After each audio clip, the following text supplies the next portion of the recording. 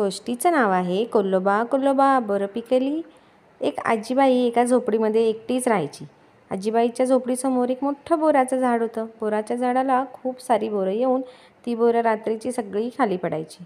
आजीबाई काय करायची, सगळी बोरं उचलायची, टोपलीत भरायची आणि शेजारीच असलेल्या बाजारात जाऊन ती बोरं विकून यायची आणि मिळेल त्या पैशात ती आपल्यापुरतं सामान घ्यायची. घरी येऊन स्वयंपाक करून रात्री झोपून जायची. एके दिवशी सकाळी आजी उठली तर काय, आजीचा पाय घाणीत भरला. आजीला वाटलं, अरे कोणी घाण केली असेल. आजीने पाय पुसला, धुतला आणि पुढे बोरं वेचायला गेली. तर आजीला दिसलं तर काय, अरे आज एकही बोर शिल्लक नाही. कोणी बोरं खाल्ली असतील. बरं जाऊ दे, कोणी खाल्ली असतील तर खाऊ दे. त्या दिवशी आजीने काहीच केलं नाही.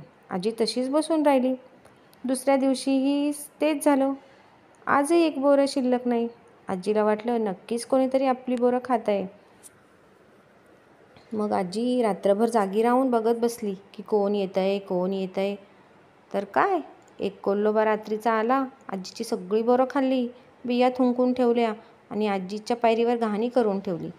आजीला वाटलं, अरे हा तर आहे का, याला तर धडा शिकवलाच पाहिजे. त्या दिवशी आजीने स्वयंपाकघरात एक तवा लाल गरम केला आणि बाहेर ठेवून दिला. रात्र झाल्यावर कोल्होबा आला. कोल्होबाने मनसोक्त बोरं खाल्ली आणि बिया सगळ्या थुंकून दिल्या आणि लागला आजीच्या पायरीवर घाण करायला. तसं त्याला दिसलं, अरे वा, आजीने तर इथे लाल पाट ठेवला आहे बसायला.